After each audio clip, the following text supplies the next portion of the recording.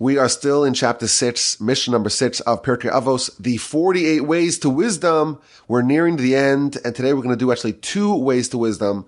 Way number 44 and way number 45. Way 44 is halomed almanas lelamed, studying with the intention of teaching. And way number 45 is lomed almanas la'asos, studying with the intention of observing, of performing. These, our sages tell us, if someone studies and their intent, their focus, their motivation is to teach, that is a higher level of studying. And that studying is empowered. That's one of the ways to acquire more Torah, more wisdom.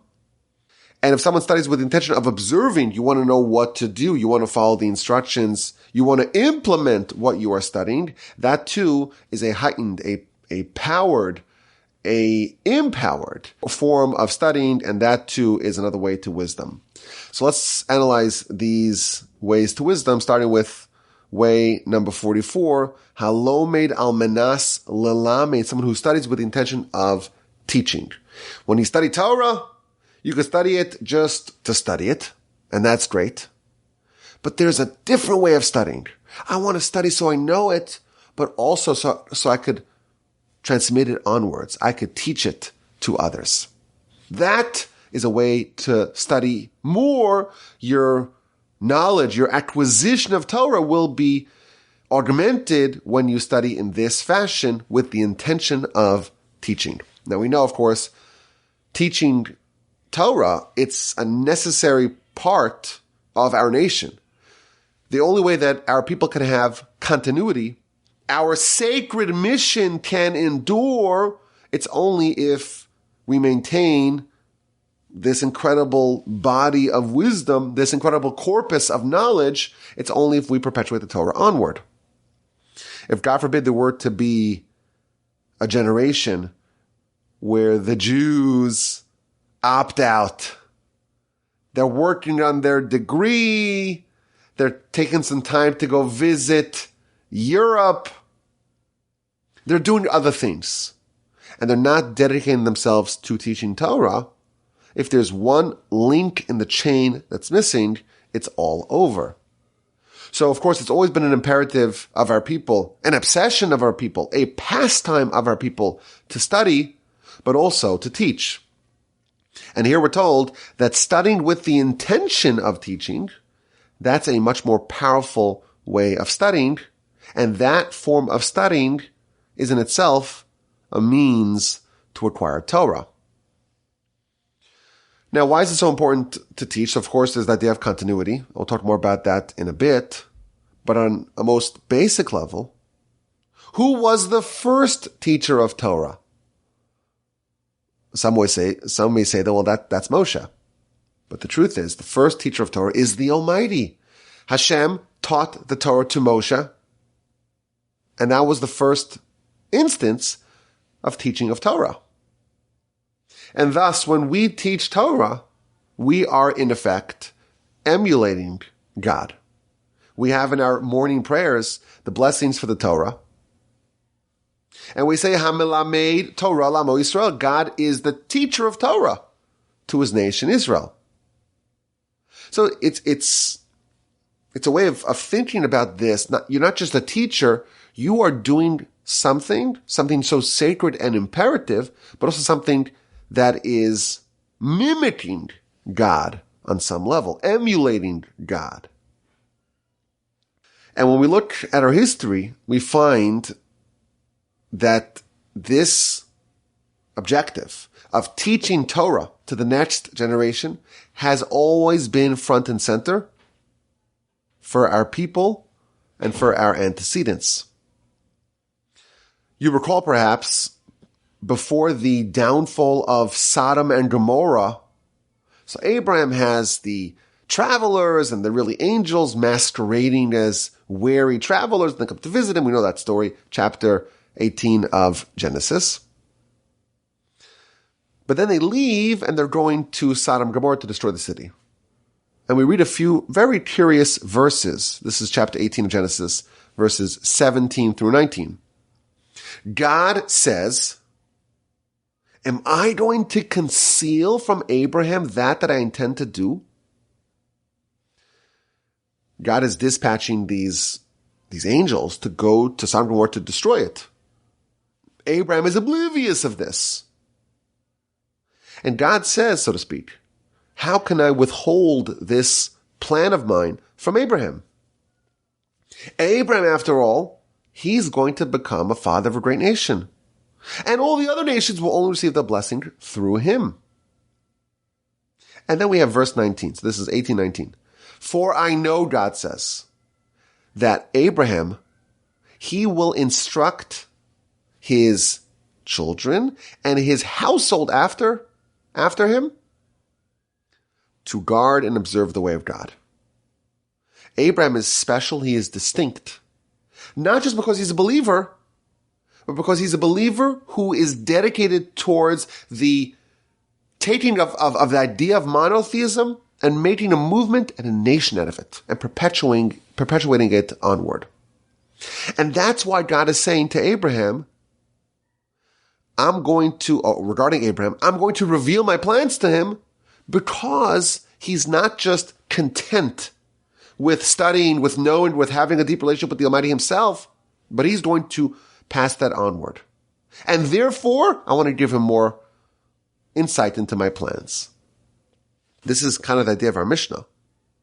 When someone says, I want to have knowledge of God, but I don't want to just harbor it myself, I want to pass it onwards. We have a precedent. God says about Abram, you do that, therefore I'm going to give you more of my insight. Similarly, in our Mishnah, if someone intends on teaching, God says, okay, I'm going to give you more wisdom. I'm going to augment and empower that teaching. But truthfully, it's not just Abraham. Every single sage, every single hero of our history was also a sage and was also a teacher. The idea of someone amassing an immense amount of knowledge and just harboring it for themselves, that is anathema. Studying, of course, is critical. But to bear Torah means that it must be passed onward to others. And the Maharal, in his comment on this Mishnah, he says that really the individual is not worthy of Torah. Who received the Torah? A nation received Torah. No individuals. A single person, a single discrete individual, no matter how great they are not worthy of bearing the Almighty's holy Torah. The essence of Torah being given to the people, to the nation, is that it's given to a mass of people. And thus no individual has a claim to be a bearer, to be a standard bearer, a torch bearer of the Torah on their own. There's a mandate for all to pass it onward. That's what the Almighty did. That's what Moshe did. That's what Abraham did. And that's what all of our antecedents did throughout the ages. And then he adds something interesting. How is a person supposed to teach? He cites the Talmud. The Talmud in the book of Nedarim says, quotes a verse in Devarim. The verse says, behold, you should see that I have taught you Torah. And the Talmud deduces from this that when we teach Torah, it should be modeled after the way God taught Torah. And did God charge tuition? Was there a fee for entry? No, there wasn't. And therefore the Talmud says that our teaching must be modeled after God's teaching, and therefore we too cannot charge a tuition for our teaching.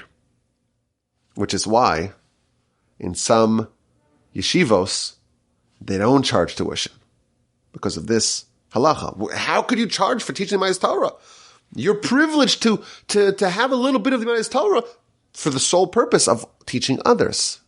Of course, observing, but teaching others as well.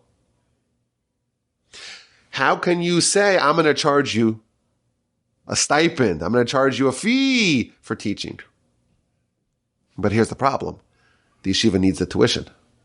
So they came up with a genius workaround.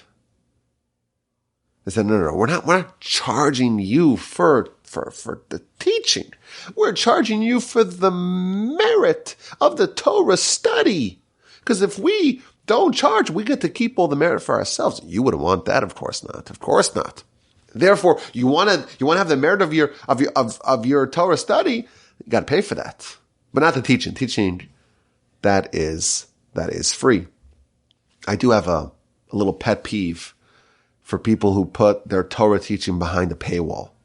For this reason, the Almighty does not have a paywall for His teaching, and neither should we. That's why our model is always everything we do from the Torch Center in Houston, Texas, or wherever the Torch Center rabbis may be broadcasting from.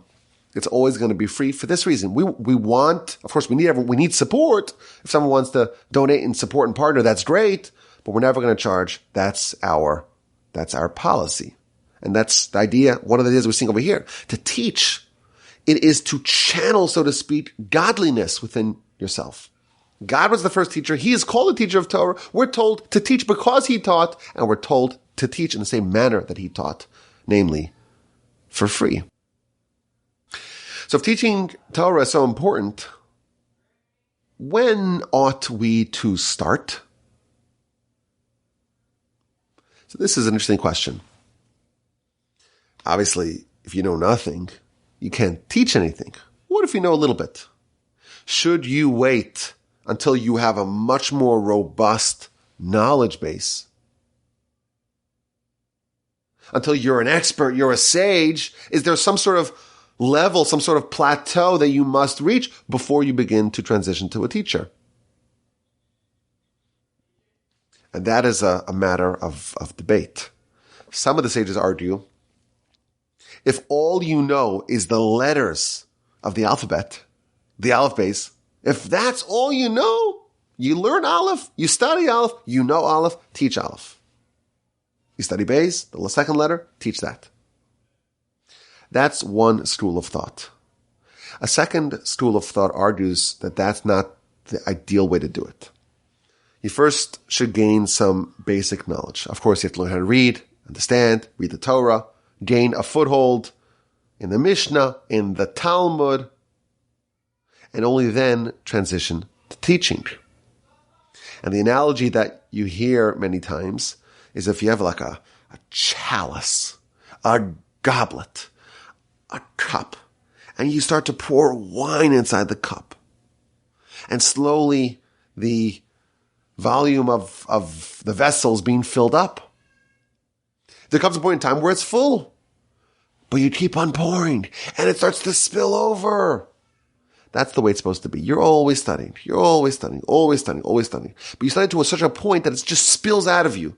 And you start teaching others almost as a byproduct, an indirect byproduct of studying, is that there's just so much and it just begins to ooze out of you and it inevitably spills over to others. Different schools of thought. But as a matter of principle, everyone agrees that teaching is imperative.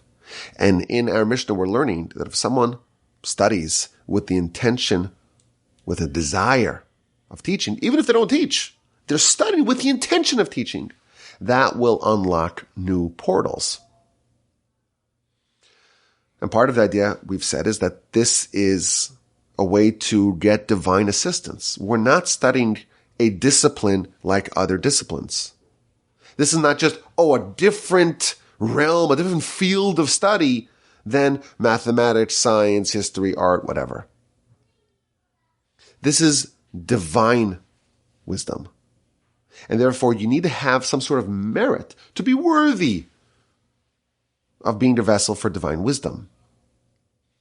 And if God sees in a person that they want to not only learn His word, but to spread it, to perpetuate, to be an ambassador for God, they're going to get extra divine aid. I told the story before. I say it again. It's my favorite story. You've heard it before. My grandfather of blessed memory He was a voluminous writer. We have the amount of writing that he did, just off the charts. And he was a very accomplished speaker. And the amount of lectures that he gave, thousands upon thousands. And he was a very developed thinker.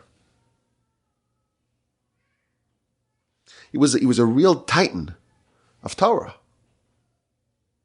And he had his yeshiva that he founded in 1948. And every single week he would give a lecture. And he never repeated himself. He didn't give the same lecture over. Every week was a brand new lecture. And often he would do a series, like 12 to 15 lectures on one general subject, where he develops an idea over the course of a semester, in effect. And then he would write it down. It would be like a whole treatise in one of his works. He published in his lifetime like 15 books. And the amount of works left in manuscript form exceeds the amount of writings that he published in his lifetime. So all of us would agree this is a capable, competent, just a fountain of insight, a wellspring of wisdom. But once he was slated to speak in the yeshiva, and this was one of the highlights of the week, where the great rabbi would come and give the weekly lecture. But he felt like he was just hitting dead ends, and whatever he was trying to develop, whatever ideas he was trying to develop and understand and hone, he was hitting dead ends. And he had nothing to say. And the clock was ticking, because there was an appointed time where he was scheduled to speak. And the time arrived and he had nothing to say. And he had no choice but to put on his frock coat, the rabbinic garb that he would wear, and his rabbinic hat, and march to the yeshiva. He's at the mercy of the Almighty. And when he arrived, something happened that never happened before and never happened afterwards. His partner in the yeshiva always has two heads, the mashgiach and the rosh yeshiva. So his partner came over to him and says, I have a very unusual request. My father-in-law's in town, and he really wants to give a lecture to the students. Would it be okay just this week, would it be okay if he takes your slot? After all, this is, the rabbi has a pulpit. You can't just remove him and put someone else without his permission. But would it be this week, just this week? He wants to speak to the students. And indeed, that week, the other rabbi came in and spoke for the students. And the story, it's such a powerful story because, we like to think if someone's capable and they're able to produce a lot and they're voluminous in their output, well, they're very talented, they're brilliant, they're genius, they're great, they're a great student, they got a really razor sharp mind. But we often forget about God. And when it comes to Torah, the Almighty is the purveyor of Torah. He's the one who's malamed Torah lam Yisrael. He's the one who teaches Torah. And thus, if you are meritorious and you're deserving, you're going to bear some of his Torah. And the Almighty can send a message to remind you every once in a while that it's ultimately him and it's not you. And if a person says, I want to know your Torah and I want to teach it, I want to publicize and proliferate it, you are in effect saying, I'm a better candidate to be worthy of your Torah. And the man says, okay, you're interested? Here you go. So there's the divine aid element of this Mishnah. If someone wants to teach, God says, okay, you want to teach? I'm going to give you some more. But more directly, when you study, and you don't need to teach it. It's not on the test. You don't really have to know it well enough. You can kind of skim it. You can kind of glance over it, peruse it, give a cursory perusal of the material. You kind of get the gist. No one who walks into the trenches and faces all the students and says, I'm going to teach, and come at me with your questions. You can't just have a cursory perusal. You can't just have a vague understanding of some of the general contours of the material. Nothing forces you to know the material cold more than having to teach it and having to face questions, having to field challenges. You really have to understand it. And that forces you to have a totally different level of comprehension. To teach effectively, you have to take an idea and clarify it, and maybe reword it, maybe explain it in a variety of ways on different dimensions. Find another way to rephrase it, to really understand the material, to know it well. And only then can you teach it. So if you study with intent of teaching, you're much more focused, and you're inevitably going to study it more intensely, and your acquisition of the knowledge will be more complete. In addition, I was thinking, teaching is a form of review. So I study some material, someone studies material, and they studied it, so they know it. And then they teach it. That's the second time that they're studying it. So that's a review. And thus, teaching is in effect a way of having a built-in review system. And that, of course, reinforces the initial study, the initial acquisition. Now, one of the great advances in efficiency that I did in my life was I changed the way that I edit my podcasts. So how do you edit the podcast? You record the podcast, you got your microphone, you got your recorder set up, and you put in your SD card, you hit record. But then, I don't know, you have to cough. So it's not fair to the listeners to hear your phlegmy cough in the podcast. So you have to edit that out, right? So you have to re-listen to it, listen to the whole file, listen to the whole thing, and then you pick out the parts that maybe need to be edited and removed and so on. That's why I did it for years and years and years. But then I came up with a new efficient way to do it. I'm telling you my secrets here. As I record, I do simultaneous editing.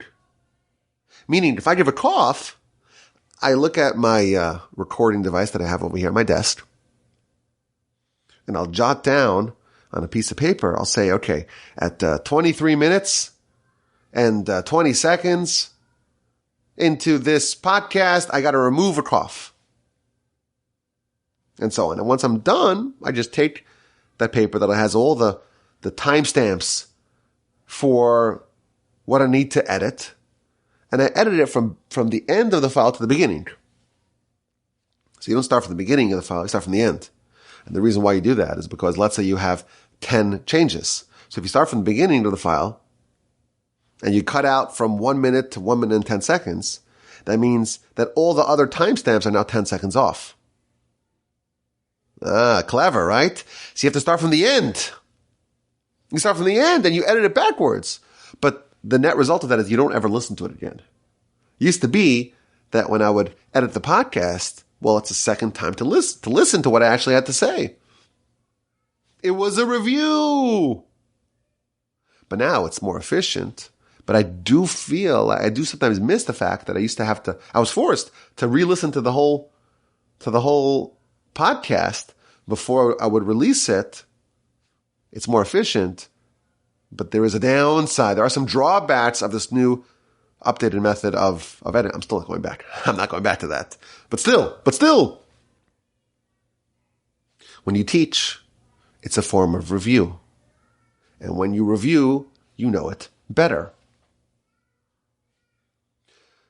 There's yet another idea that the commentaries tell us. The Talmud teaches us that, of course, we know that prayer works. You want something, you beseech God Almighty. He has everything that you want. You pray, and He will deliver.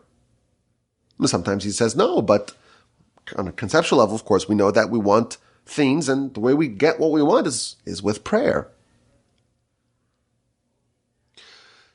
And you could pray for yourself. You could pray for other people as well.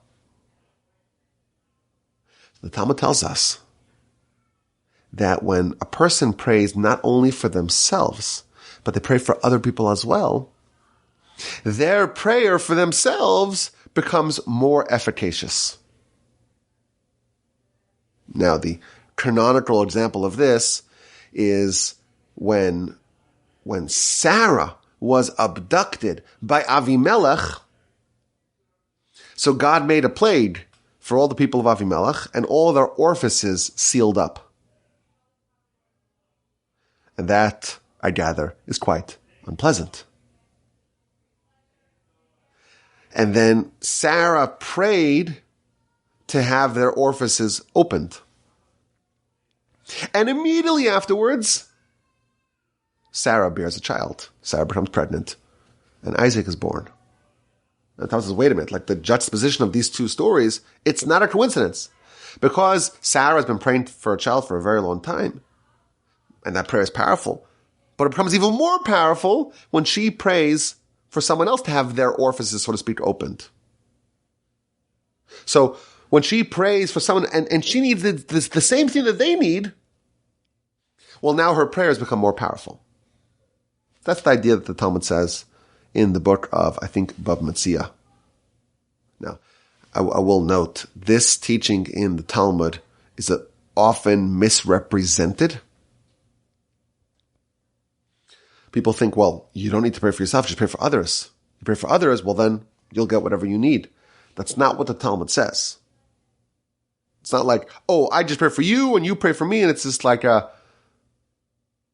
each one of us benefit each other. We don't need to pray for ourselves.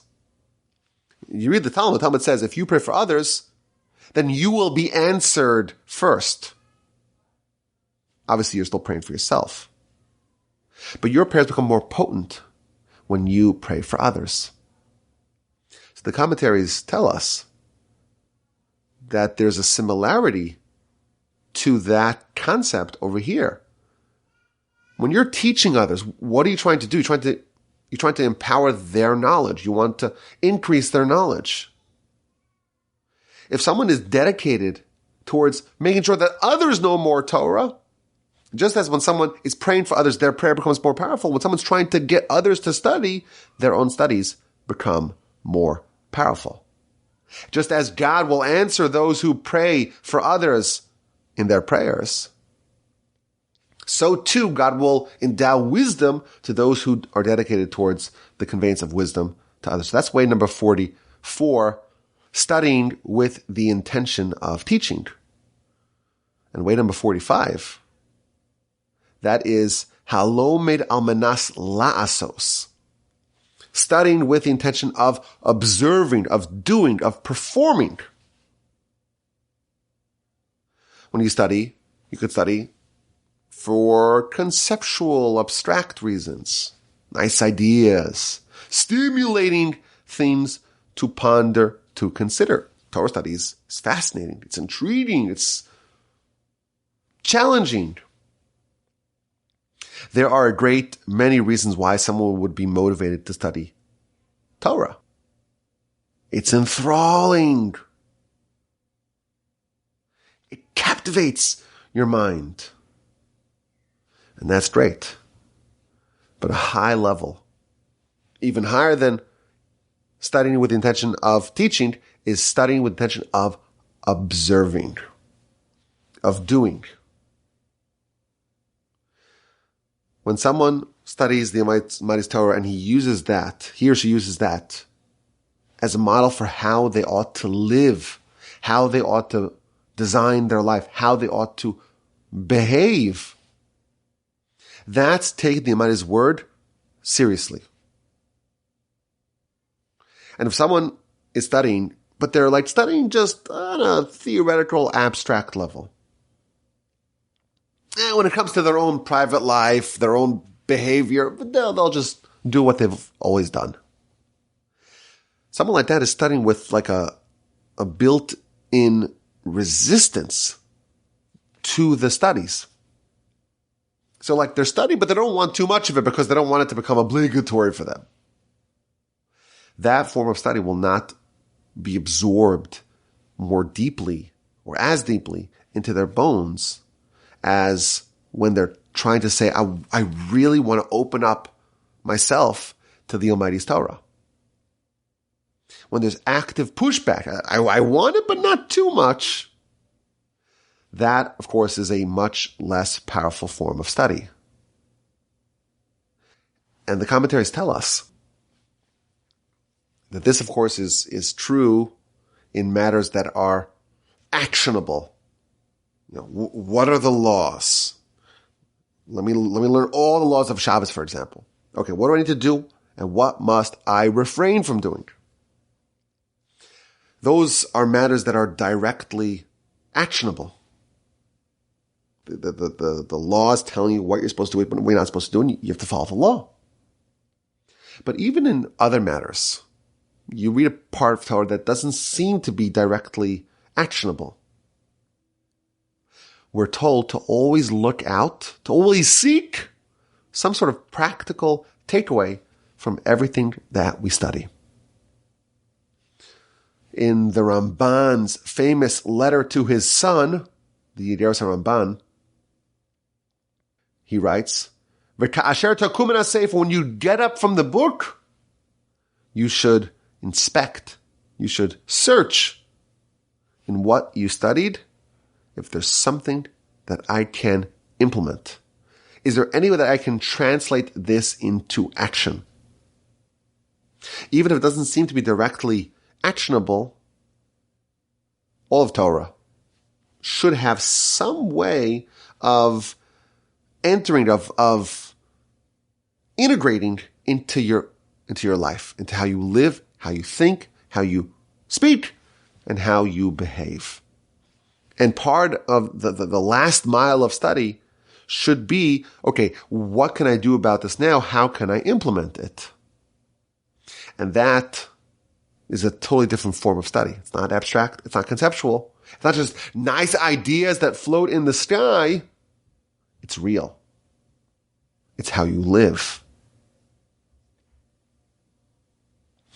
And this, we're told, is even a higher level than way number 44. Way number 44 is with the intention of teaching.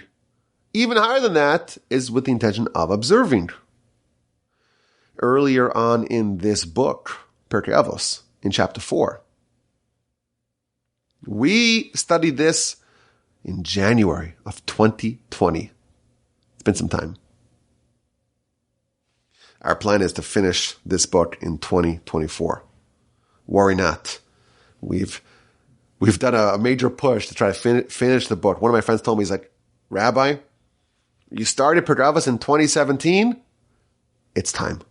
Let's wrap it up. So we're working really hard to finish this in 2024. But back in 2020, in chapter 4, Mishnah number 6, we read, Halo made Torah almanas lelamed. If someone studies Torah with the intention of teaching, then he will be aided from above and will be enabled to teach and to study.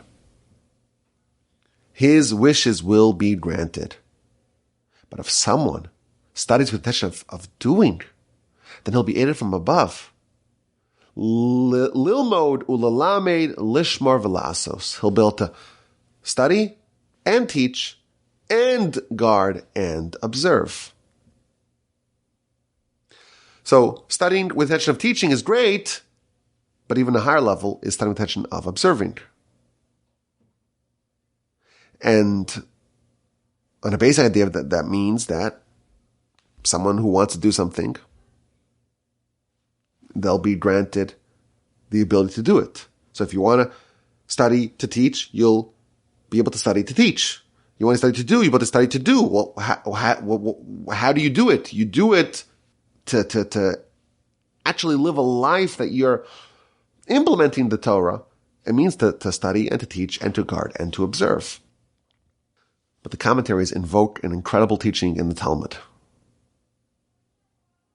It talks about the descendants of Eli. You remember Eli. He was the teacher of Samuel, the high priest. And his descendants were cursed with living a short life. They would all die young. And the Talmud tells us that there are two people that we know of who managed to overcome this curse. Two of the most famous sages in the Talmud are descendants of Eli. One's name is Rabbah and one's name is Abaye. Now, if those names don't sound familiar, that is proof you haven't studied a lot of Talmud. Because in every page of Talmud you read about Rava and Rabbah, not to get them confused. But Rabbah and Abaye are two of the top 5 most frequently named sages in the Talmud. And the Talmud says that they both managed to live relatively long lives. All the descendants would die at the age of 20, at the age of 18, very young. But Rabbah, he lived to 40. And Abaye, he lived to 60. So they lived relatively longer lives. And the Talmud says, well, why did these two sages, why did they outlive their life expectancy as descendants of Eli? Talmud tells us that Rabbah, he studied Torah. And because he studied Torah, he got long life. Abaye, he did more than that. He studied Torah and he dedicated himself to kindness and benevolence. And therefore he lived not only 40, he lived to 60. And the commentaries tell us, what does it mean to study Torah with the intention of teaching versus studying Torah with the intention of doing? Studying Torah with the intention of teaching, it's all about the Torah. You want to study it and you want to teach it. And you're not necessarily thinking about how to be someone who's an exemplar of kindness and benevolence. Someone like that, they are given the ability to do what they want to do. Rabbah, who studied Torah with the intention of teaching, he lived to 40 years old and he did what he needed to do. Studying Torah with the intention of doing, it means to dedicate your life for other people. To dedicate your life for kindness and benevolence. And to study Torah in a manner that you'll be empowered through that to live a life dedicated for another person, for others. And that's what Abaye did. And as a result of that, he not only lived a long life, but he was granted the ability to do what he wanted to do. We, of course, were very privileged. We think about what Abraham had to do. Abraham, he wanted to study Torah, and it was not accessible to him at all. He had to work really hard to get any bit of Torah, any bit of divine direction. We have it easy for us. It's available on the internet. It's in English. 100 years ago, you tried to go try studying Torah in English. Good luck. You have the Talmud, the Mishnah, everything's in English. Almost everything. Some of the good stuff are still only in Hebrew or Aramaic. Good luck with that. How's your Aramaic? I could brush up a little bit on it. The Torah is available for us, but we still need to do whatever we can to become worthy of it. And our sages is telling us here, as we approach the end of the 48 ways to acquire Torah, there are motivations that we can try to internalize in our studies, to study, not just to have it myself, but to teach it onward. That's a cheat code to acquire the Ma'is Torah. And to think about all sorts of ways that I can implement it into my behavior, to my daily life. And how I can use it to become a transformed person. to become someone who's dedicated to other people, whose kindness becomes a very high priority in someone's life. Those are ways to just catapult to a higher level of connection with the Almighty and His Torah. May we all be so fortunate to study the Almighty's Torah, to teach it, and to observe it. Ways number 44 and 45, studying Torah with the intention of teaching, and studying Torah with the intention of observing. My email address is rabbi@gmail.com, currently in Canada, in Toronto, Ontario, but the internet still works here on occasion. It's not as good as it is in the United States. Okay. Send me an email. I look forward to your questions, your comments, and your feedback.